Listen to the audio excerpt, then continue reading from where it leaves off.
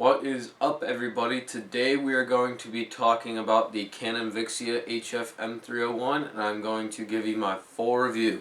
So without further ado, let's go ahead and get straight on into this.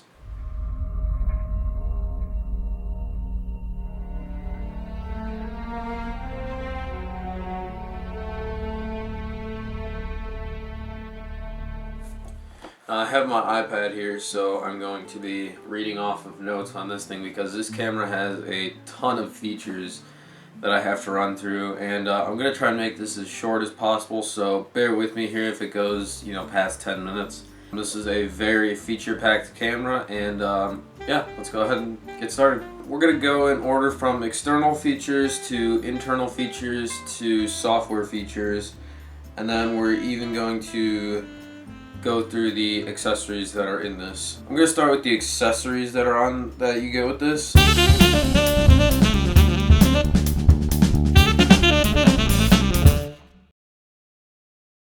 Of course you get the camera here, but you also get a remote control for it. You get a camera bag. You get a component out cable. You get an AV out cable. You get a CD with editing software on it. It's really crappy editing software, so if you have iMovie or Final Cut, use that because the software that they give you is absolutely terrible. And they have a compact power adapter. Compact, it's actually kind of big if you ask me.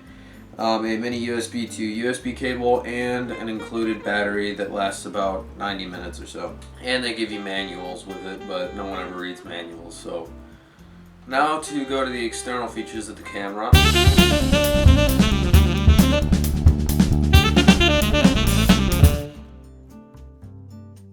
On the top you have a video snap button, which will allow you to snap videos for about 3 seconds or so. You have a power button. You have a mini advanced shoe to plug in lights or microphones that Canon makes for this camera.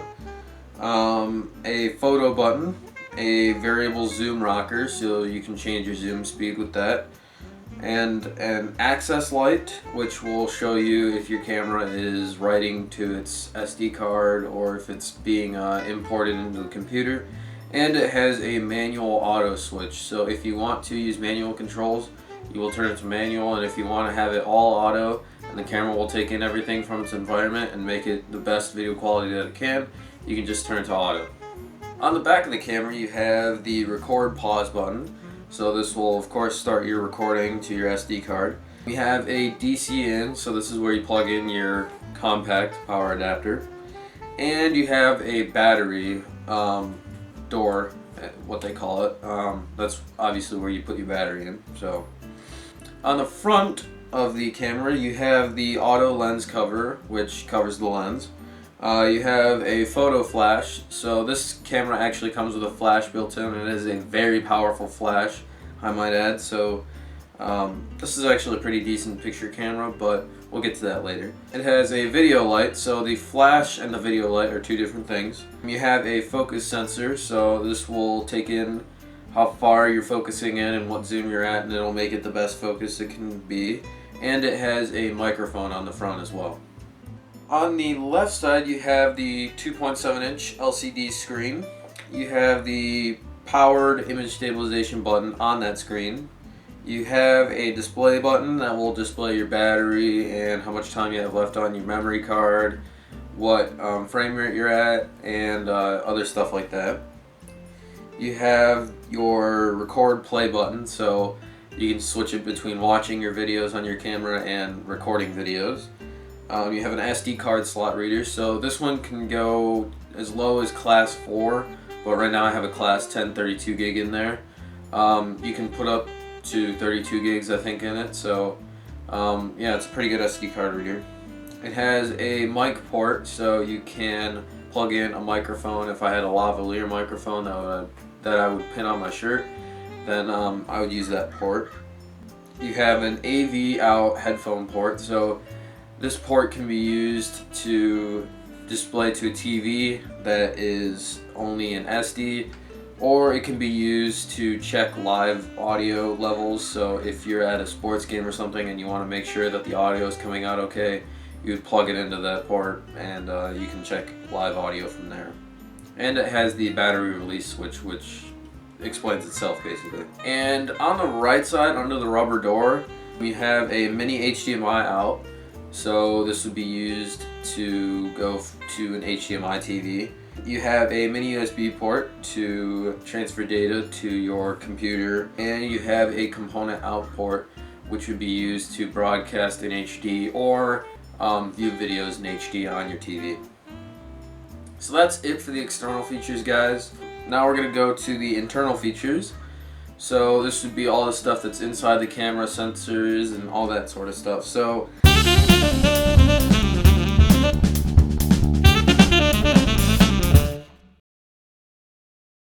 on the inside, you have a 1/4 inch HD CMOS sensor, which is their new sensor line in a lot of their VIXIAs now. You have an HD video zoom lens, so zoom lens can go from full wide angle to full telephoto, and this one has a 15x optical zoom, I'm pretty sure. You have an f1.8 to f3.0 lens.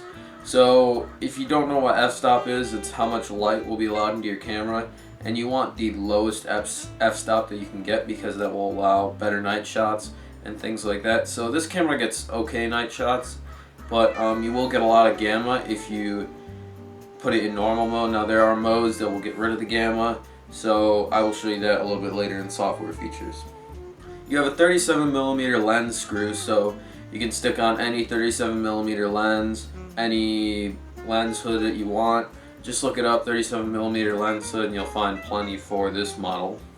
So this one gets decent photo quality, but 3.89 megapixels isn't that great compared to an actual still photo taking camera. But if you're going to use this for photos and you don't want to carry around another still photo camera, then this is a good solution to that. So that's it for the internal features, guys. There's not much to explain on the internals. Let's go ahead and get started on software features.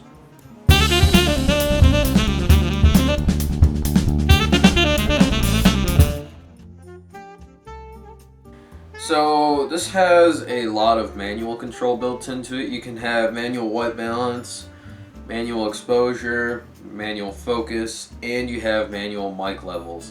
So I will explain that sort of stuff right now. On the white balance, you have lots of different sort of conditions that you can automatically select.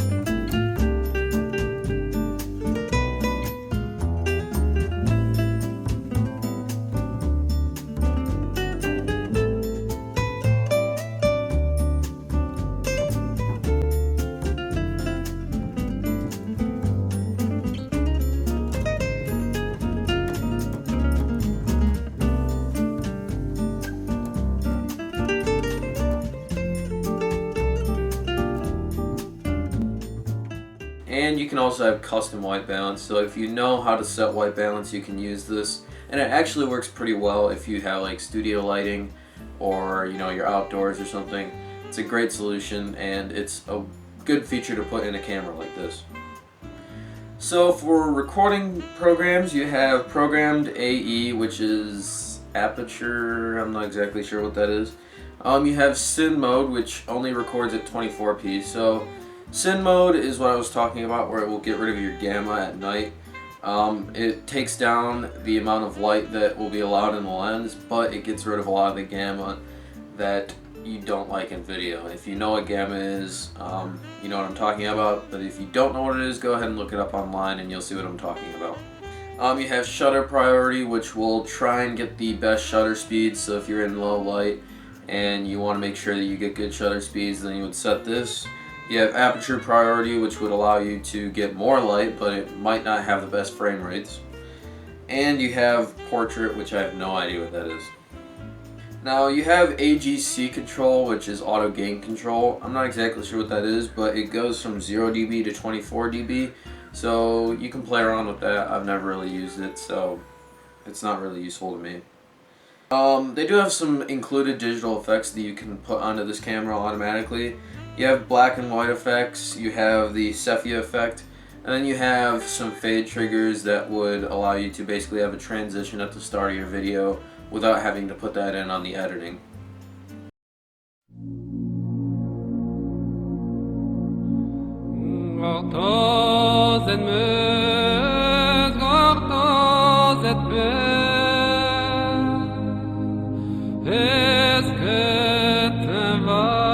They have a few different image stabilization options that you can have. You can have the powered IS, which is the best stabilization that you can get, but this one will drain your battery.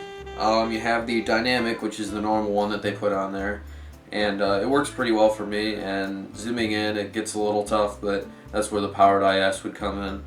And you have the standard image stabilization, so I don't really see a difference between dynamic and standard, but I'll give you a few examples right here.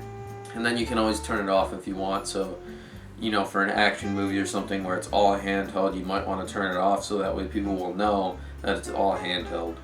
They have different data rates that you can put on this, so data rates would allow you to have better quality and more control over your frame rate and stuff like that. So they have MXP mode, which records at 24 megabits per second. They have FXP mode, which records at 17 megabits per second. They have XP Plus mode, which records at 12 megabits per second. They have SP mode, which records at 7 megabits per second. And LP mode, which is at 5 megabits per second. So the lower you get, the lower quality of video you will have. They have a few different frame rate options. You have 60i, which is really just 30p because interlaced is just taking scan lines. It's kind of tough to explain. Look it up online if you don't know what interlaced is. But you know, this one doesn't record in 60p, and interlaced frame rate is really hard to use in some editing softwares. So use it at your own risk. If you want to go for a 60p, look for a different camera. They have 30p, which is, you know, pretty standard on any camera. And then they have 24p, which would be used in Cin mode, but you can even use it when you're not using Cin mode. I know a lot of people are thinking, will this work with normal editing software? And from my experience, it works with basically anything. Final Cut Pro works perfectly. iMovie works amazingly. I haven't tried Sony Vegas or any PC editing software, but I assume that it would work pretty well with those as well. And for those people who want to know what file type it saves in .mts format, which is a good compression rate for a $300 camera like this one.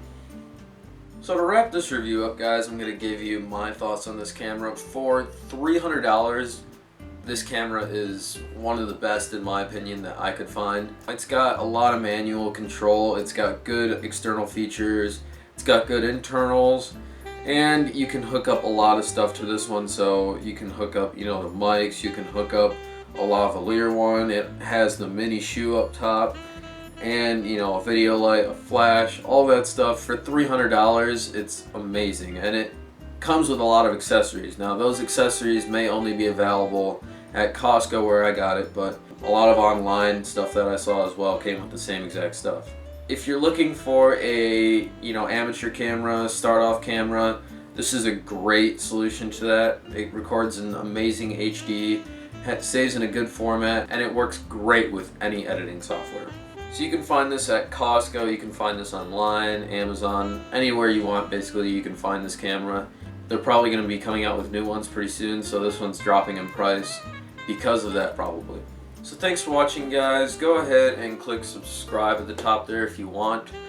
I make a lot of tech videos, but I also put up a lot of sketch videos that I make at school and things like that. So, you know, I haven't made a video like this in a while, but I'm trying to get back into my tech videos because I've been so busy with my other sketch comedy videos. And go ahead and click the like button if you like this video. So thanks for watching, guys. Peace.